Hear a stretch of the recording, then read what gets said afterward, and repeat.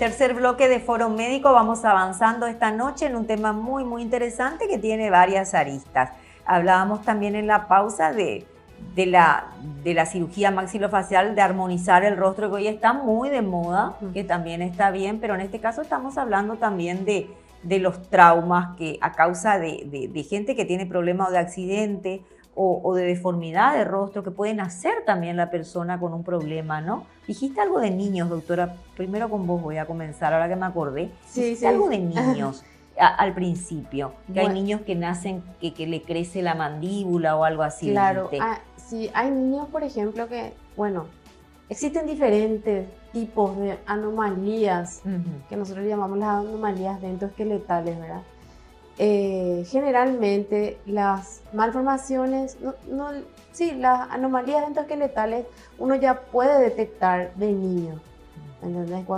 Y se puede hacer un tratamiento ortopédico con el ortopedista, odontólogo ortopedista, para detener y evitar que llegue a una cirugía ortognática en el futuro. Por eso es muy importante que inclusive los niños acudan a tiempo al odontólogo, al odontopediatra, ¿verdad? Para que vaya viendo cómo ese niño va desarrollando su mordida, ¿verdad? Qué interesante. Porque va a llegar un punto en que ese niño va a dejar de crecer y ahí ya es más limitado lo que se puede hacer en cuanto a lo que es ortopedia. Entonces ahí ya... O sea que lo importante es llegar tempranamente. Tempranamente, exactamente, como todo, ¿verdad? Sí. Llegar temprano a un diagnóstico, ir interceptando de repente si es que vemos de que el niño está teniendo o puede llegar a tener una mala mordida, ¿verdad? Para no llegar, ¿verdad? Luego a lo que sería una cirugía ortognática, ¿verdad? Claro. Que siempre un padre, una madre, lo último que quiere es llegar a eso, ¿verdad? Por la complejidad. Aunque hoy en día, en cuanto a lo que es la cirugía ortognática, la cirugía se volvió mucho más sencilla, mucho más segura para el paciente, ¿verdad? Porque ya se hacen planificaciones en formas virtuales, ya se le muestra cómo va a quedar. Ya se le muestra cómo va a quedar, con programas que hoy en día, software que están hoy en día, se están utilizando para hacer las planificaciones. Entonces, el paciente ya va viendo cómo quedará luego de la cirugía. Qué importante. Sí. Bueno, otro procedimiento muy interesante dentro de la especialidad de ustedes es el láser, doctora. Sí. Que es lo que vos hacés también, ¿no? También, sí, así mismo. En realidad, el láser es utilizado en la odontología hace mucho tiempo. Entonces, en una oportunidad, en una conferencia, escucho a un doctor colega en la misma especialidad de otro país y habla del láser quirúrgico, que era algo totalmente desconocido para mí particularmente, ¿verdad? Entonces, empecé a interesarme, a contactarme y a ver la posibilidad de realizar esos tratamientos a nuestros pacientes. Y bueno, y fueron surgiendo las cosas, se fueron dando, ya se realizaron las capacitaciones correspondientes, ¿verdad? Y empecé a usar el láser quirúrgico. ¿Qué es el láser quirúrgico?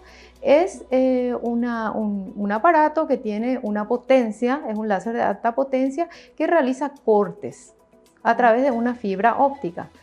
Tiene innumerables ventajas. También los usos son un poco limitados. Sirve más para cirugía de tejidos blandos, para descontaminación de lesiones y también para cauterizar lesiones, por ejemplo, cuando hay un sangrado, ¿sí?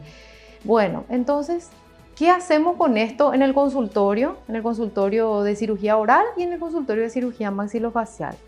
¿En qué momento utilizamos? En el momento en que realizamos. Te doy un ejemplo para que se entienda bien. Sí.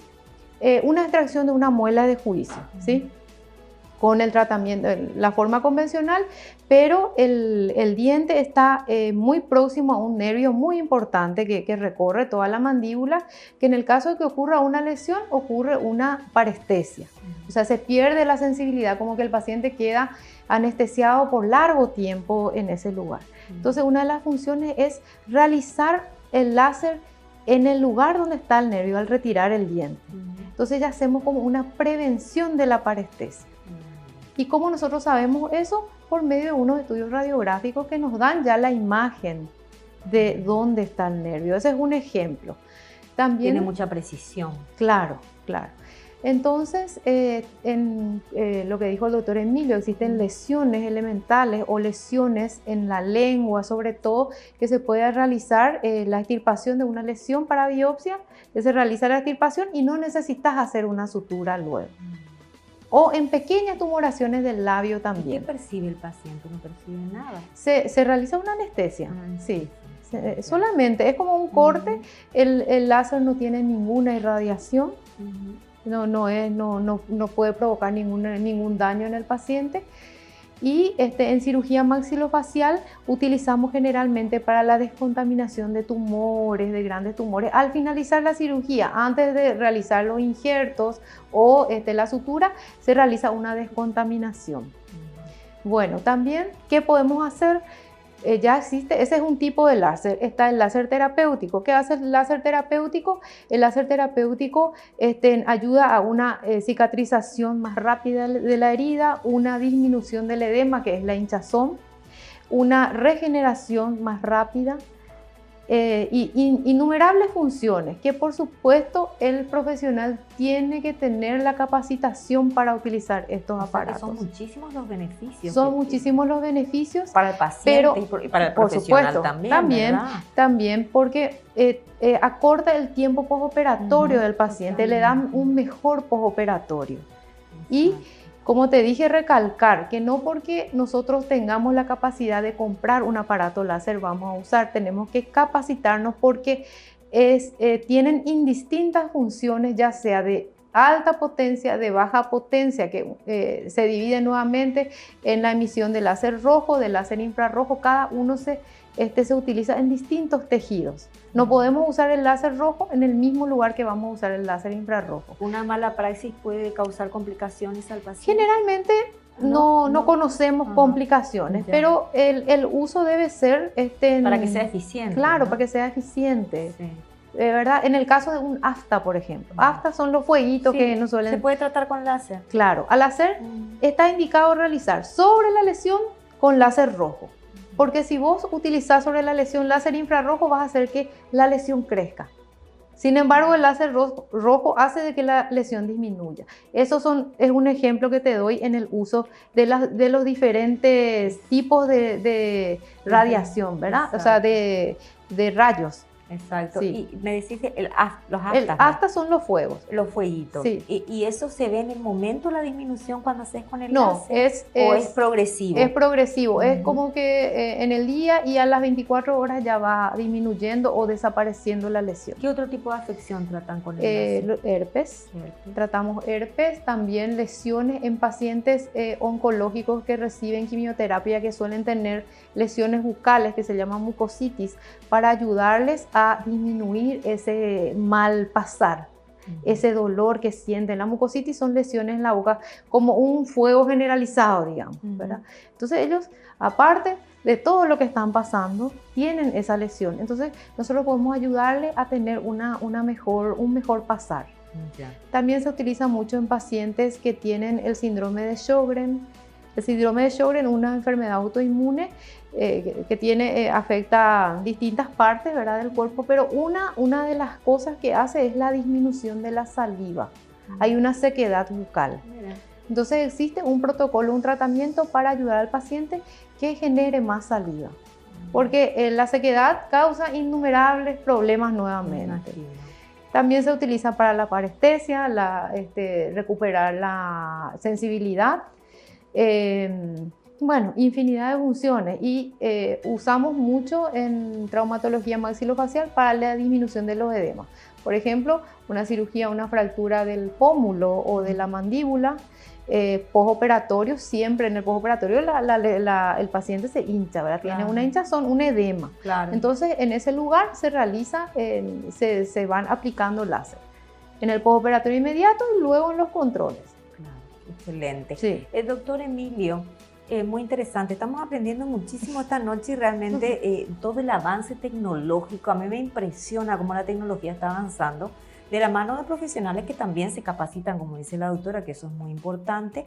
¿Y cuánto se beneficia al paciente? Porque algo que se pueda tratar de esa manera hoy día y que el paciente prácticamente pueda salir sin dolor de un lugar, luego ya es para mí no sé, un avance demasiado importante. Y algo que estás hablando de eso justamente también en nuestro país, ojalá que algún día llegue también esta parte que es en la parte de tumoraciones faciales. Hay veces que se tienen que hacer resecciones mandibulares, le decimos nosotros, que son parte de cortar la mandíbula o sacar el maxilar superior.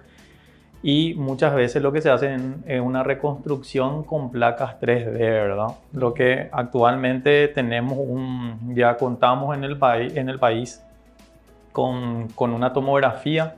Eso se manda, se hace un esquema de una imagen y eso te imprimen en 3D y donde vos podés planificar cómo va a ser la cirugía, qué porción de la mandíbula podés sacar y cómo reconstruir posteriormente esa porción afectada. Hay mucho, un plan de tratamiento, es costoso todavía esto acá lastimosamente, pero es algo que también ya contamos en el país para darle mejor calidad de vida a los pacientes, ¿verdad?